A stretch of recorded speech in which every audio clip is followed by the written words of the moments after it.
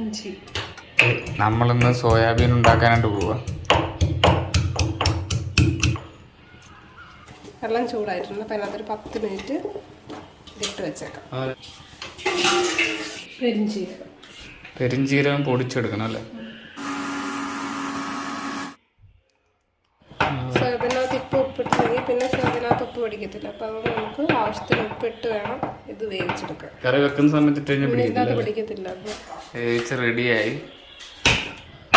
Okay, ചട്ടി ചൂടായി.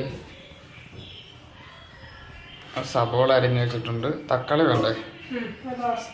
ഇഞ്ചി വെളുത്തുള്ളി ചതച്ചതിലാണ്. എണ്ണ ചൂടായി.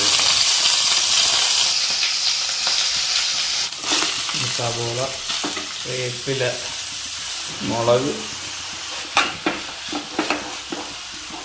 ഇനി സോയാബീൻസിനകത്ത് വെള്ളം നമുക്ക് ഞെക്കിപ്പിഴിഞ്ഞ് വേണം. അടുത്ത് നമുക്ക് തക്കാളി ഇടാണ്. ഈ തക്കാളി ഇങ്ങോട്ടൊന്ന് വെന്ത് കഴിയുമ്പോൾ നമുക്ക് ഇതിൻ്റെ മസാലകളൊക്കെ ചേർക്കാം. മസാല എന്തൊക്കെയാണ്? മസാല മുളക് പൊടി ഇടും, മല്ലിപ്പൊടി ഇടും, മസാലപ്പൊടി ഇടും, പിന്നെ ഇച്ചിരി ചിക്കൻ മസാല ഇടും, മല്ലിപ്പൊടി ഇടും, അതുപോലെ പെരിഞ്ചീരകം പൊടിച്ചിടും. ഇത് നമ്മൾ അരിഞ്ഞ് വെച്ചിട്ടുണ്ട് ഇവിടെ. ഇനി ഇത് തക്കാളി ഒന്ന് വേകുന്നിടം വരെ നമുക്കൊന്ന് അടച്ചു. ഏകദേശം എല്ലാം വെന്തിട്ടുണ്ട്. സവോളയും തക്കാളിയൊക്കെ നന്നായിട്ട് വെന്ത് കാണുമ്പോൾ തന്നെ അറിയാം അല്ലേ? നമുക്ക് അതിൻ്റെ പൊടികളൊക്കെ ചേർക്കാം, മസാലകളൊക്കെ ചേർക്കാം.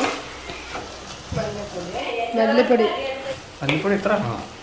നല്ല കൊഴുക്കപ്പൊടി, പെരിഞ്ചീരകം, ഇത് മസാലപ്പൊടി, മുളക് പൊടി, എരിവില്ലാത്ത മുളക് പൊടി, എരിവില്ലാത്ത മുളക് പൊടി, ഇത് ഇച്ചിരി ചിക്കൻ മസാല ഇടാണ്. ഇനി അടച്ചു വെക്കണം. അല്ല, ചൂട് വെള്ളം ചേർക്കണം. അപ്പം അത് ചൂടുവെള്ളം ചേർക്കാവുള്ളൂ, പച്ചവെള്ളം ചേർക്കാൻ പാടില്ല. ചൂടുവെള്ളം ചേർക്കാമല്ലോ. എന്നിട്ട് അടച്ചു വെക്കണം. എന്നിട്ട് വേകാൻ വേണ്ടിയിട്ട് കുറച്ച് നേരം അടച്ചു. ചൂടുവെള്ളം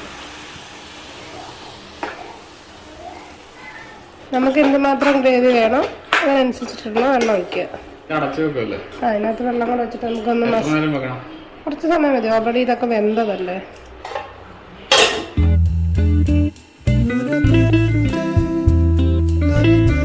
അപ്പം നമ്മുടെ സോയാബീൻ റെഡി ആയിട്ടുണ്ട്. എല്ലാവരും ഓരോ പ്ലേറ്റ് എടുത്ത് കഴിച്ചോ.